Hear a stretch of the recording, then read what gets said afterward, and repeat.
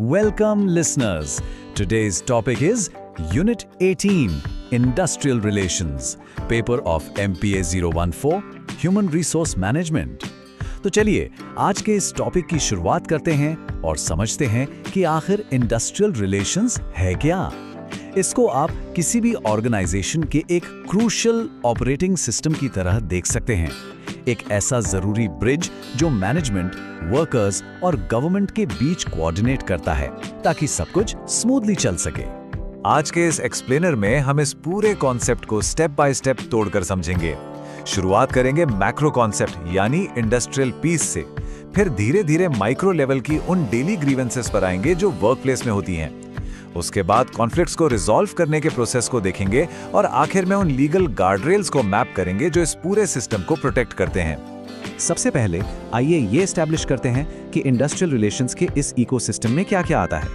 असल में इसका सबसे बड़ा और अल्टीमेट गोल एक बैलेंस्ड, पीसफुल और प्रोडक्टिव वर्किंग एनवायरनमेंट बनाए रखना है। इस बारे में जॉन डनलॉप की 1958 की डेफिनेशन बहुत इंटरेस्टिंग है। उन्होंने इस सिस्टम को एक कॉम्प्लेक्स वेब की तरह डिफाइन किया था। यहाँ सिर्फ रूल्स ही नहीं बनते, बल्कि वर्कर्स, एम्प्लॉयर्स और गवर्नमेंट आपस में लगातार इंटरैक्ट करते हैं और ये इंटरैक्शन आसपास के सोशल, इकोनॉमिक और टेक्नोलॉजिकल फैक्टर्स से काफी हेवीली इन्फ्लुएंस्ड होता है। यहाँ एक बहुत क्रूशियल पॉइंट समझना जरूरी है।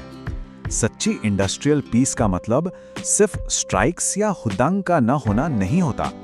एक वाकई पीसफुल एनवायरनमेंट तभी बनता है जब एक्टिव और प्रोएक्टिव कदम उठाए जाएं, जैसे कि इक्विटेबल पे, ट्रांसपेरेंट पॉलिसीज और वर्कर्स को इंटीग्रेट करना। सिर्फ शोर दबा देने से लॉन्ग टर्म सॉल्यूशन नहीं निकलता। पर हम सभी जानते हैं कि लीगली और प्रैक्टिकली कोई भी सिस्टम 100% परफेक्ट नहीं होता। इसलिए हमारा अगला फोकस उस फ्रिक्शन पर होगा जो डेली बेसिस पर एम्प्लॉइज के डिससैटिस्फैक्शन से निकल कर आती है। माइकल जे जूसियस का मानना था कि एक ग्रीवियंस यानी शिकायत का फैक्चुअली वैलिड होना या ओपनली एक्सप्रेस किया जाना जरूरी नहीं है। अगर किसी एम्प्लॉई को अंदर ही अंदर इनजस्टिस फील हो रही है, भले ही वो चुप रहे, तो वो अनसीन डिसकंटेंट भी ऑर्गेनाइजेशनल क्लाइमेट और प्रोडक्टिविटी को बुरी तरह से इंपैक्ट कर सकता है। आमतौर पर ये शिकायतें इन 4 मेन कैटेगरीज से आती हैं। या तो वर्किंग कंडीशंस खराब हैं, जैसे टूल्स या एनवायरनमेंट सही नहीं है, या फिर मैनेजमेंट की वेज और प्रमोशन पॉलिसीज अनफेयर लगती हैं।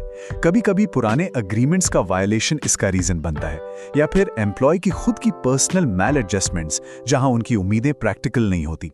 एक अच्छी मैनेजमेंट इन सब प्रॉब्लम्स को ट्रैक करने के लिए एग्जिट इंटरव्यूज और ओपिनियन सर्वेज जैसे टूल्स का लगातार यूज करती है।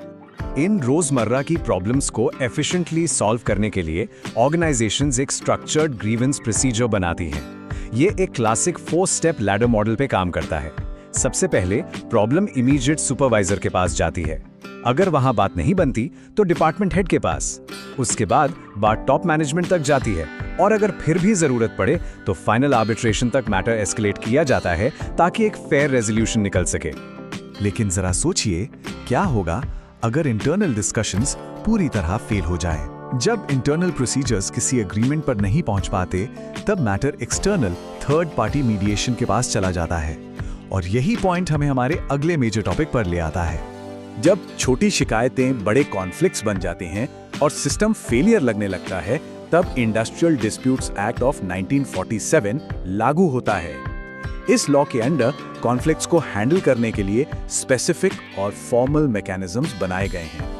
कॉन्फ्लिक्ट रेजोल्यूशन की इन 2 मेन अप्रोचेस में एक बड़ा फंडामेंटल डिफरेंस है। कॉन्सिलिएशन एक ऐसा प्रोसेस है जहां एक मीडिएटर सिर्फ आपस में अग्रीमेंट करवाने में मदद करता है, पर वो कोई ऑर्डर थोप नहीं सकता।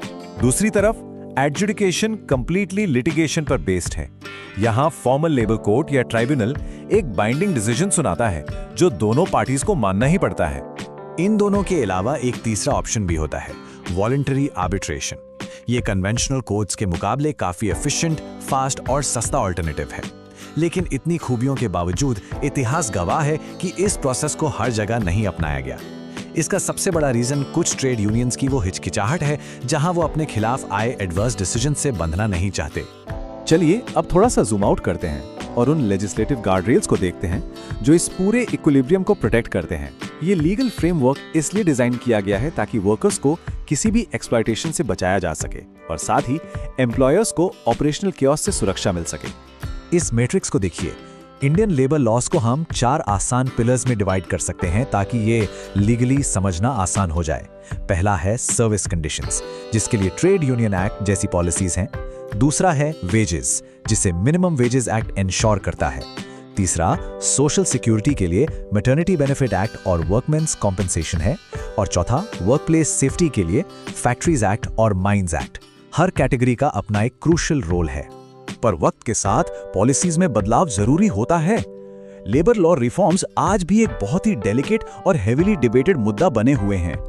एक तरफ ग्लोबल मार्केट में compete करने के लिए कंपनीज को हायर एंड फायर की फ्लेक्सिबिलिटी चाहिए, तो दूसरी तरफ फंडामेंटल वर्कर सिक्योरिटी की डिमांड है। साथ ही आजकल कॉन्ट्रैक्ट लेबर और सब कॉन्ट्रैक्टिंग का जो ट्रेंड बढ़ रहा है, उसने कंप्लीटली नए चैलेंजेस खड़े कर दिए हैं। अब जरा इस मैसिव नंबर पर गौर कीजिए। भारत के अनऑर्गेनाइज्ड सेक्टर में करीब 369 मिलियन वर्कर हैं, जबकि ऑर्गेनाइज्ड सेक्टर में ये गिनती सिर्फ 28 मिलियन है। ये कॉन्ट्रास्ट साफ दिखाता है कि हमारी वर्कफोर्स की एक बहुत ही बड़ी मेजॉरिटी आज भी कितनी वल्नरेबल हैं, जिन्हें एक्चुअली बेसिक लीगल कवरेज की सबसे ज्यादा जरूरत है। और यही मुद्दा एक बहुत ही अहम सवाल खड़ा करता है कि इस 21st सेंचुरी में टेक्नोलॉजी और ग्लोबलाइजेशन एम्प्लॉयर्स और एम्प्लॉयज के इस डेलिकेट बैलेंस को आगे किस तरह रीशेप करेंगे। ये वाकई सोचने वाली बात है। Thank you for watching. Next unit will be discuss in next video. If you like to attend the quiz, see the description quizzes. Please do like, subscribe and share.